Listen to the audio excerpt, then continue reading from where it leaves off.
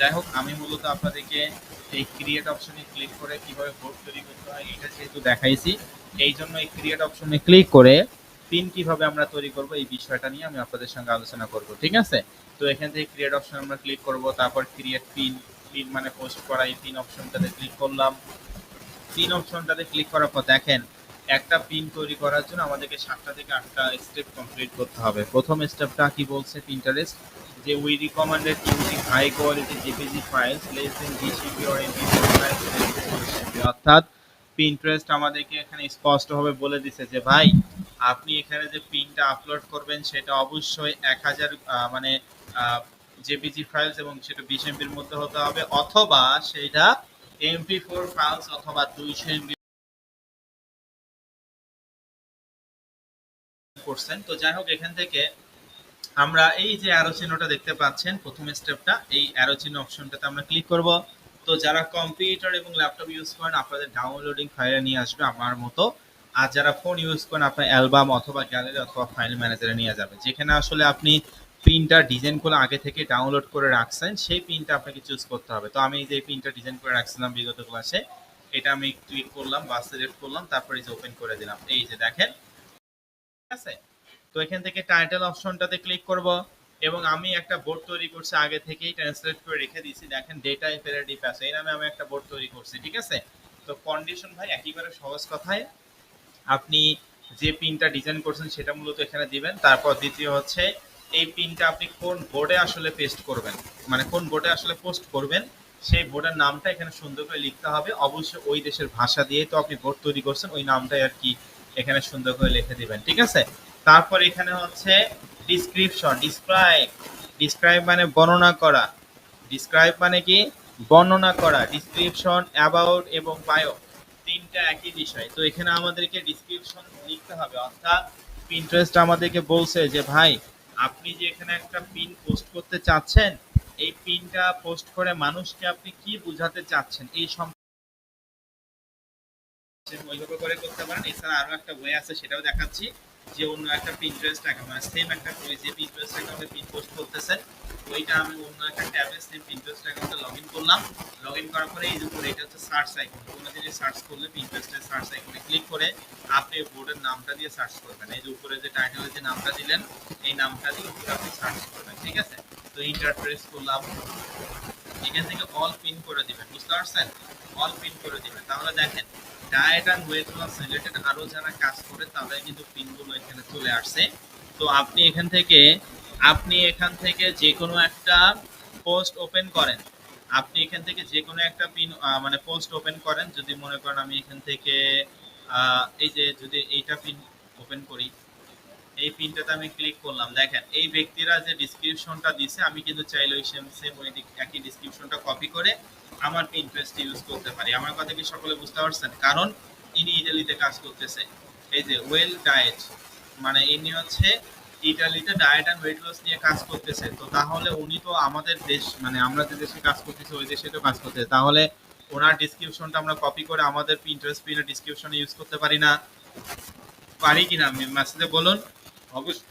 অবশ্যই আমরা পারি, কারণ পিন্টারেস্টে কোনো ধরনের কোনো কপিরাইট ইস্যু নাই ডিসক্রিপশনের ক্ষেত্রে। অর্থাৎ আপনি মানুষের পিনটা ওপেন করে সেটা ডিসক্রিপশনটা কপি করে আপনার নিজের পিন্টারেস্ট পিনের ডিসক্রিপশনে ইউজ করতে পারেন। এই ক্ষেত্রে পিন্টারেস্টে কোনো ধরনের কোনো কপিরাইট ইস্যু নাই। তবে অবশ্যই মানুষের হুবহু জিনিস সমস্ত বিষয়গুলো কপি না করা বেটার, একটু আলাদা করাটা সব থেকে ভালো বিষয়। ঠিক আছে? তবে আপনি এটা করতে পারেন হুবহু যদি কপি করেন তারপরে কোনো সমস্যা নেই, কারণ পিন্টারেস্টে কোনো ধরনের কোনো কপিরাইট ইস্যু নাই কন্টেন্টের ক্ষেত্রে। তো আমরা এখান থেকে এই পিনটা আমরা সুন্দর মানে ডিসক্রিপশনটা এরকম করে সুন্দর করে কপি করলাম। দেখেন এই যে এগুলো কিন্তু ইটালিয়ান ভাষা করাই আছে। ঠিক আছে? তো আমি এটা কপি করে এখন পিন্টারেস্টে এই ডিসক্রিপশনে পেস্ট করে দিই। দেখেন এই যে হয়ে গেল, বা শেষ। একেবারে ইজি বিষয়।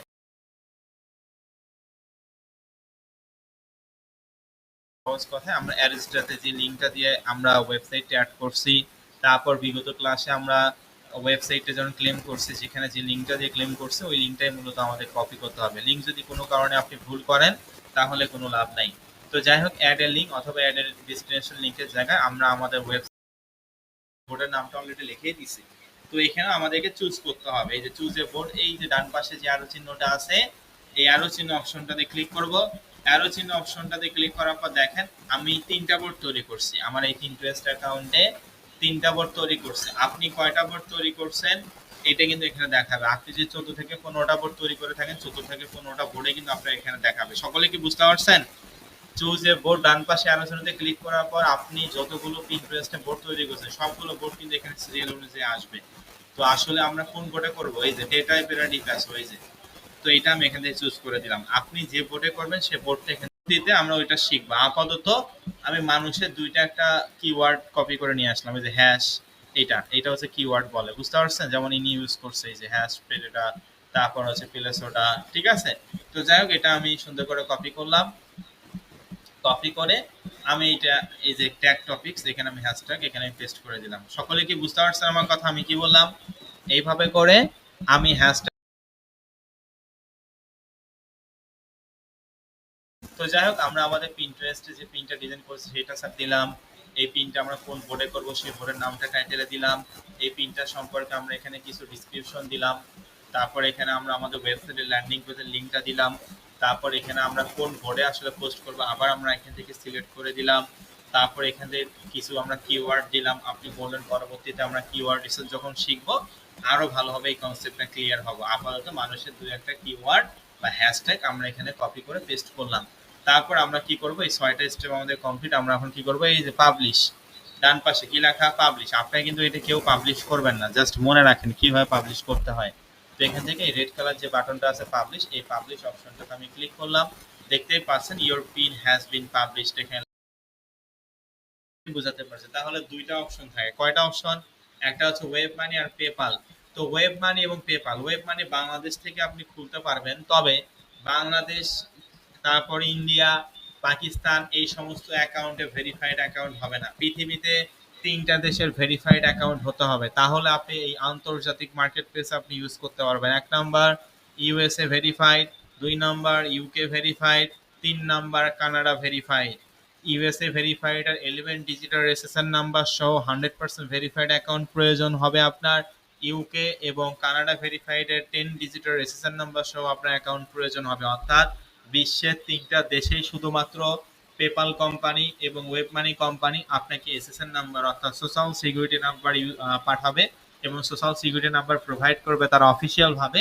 এই সোশ্যাল সিকিউরিটি নাম্বারের মাধ্যমে আপনাকে মার্কেট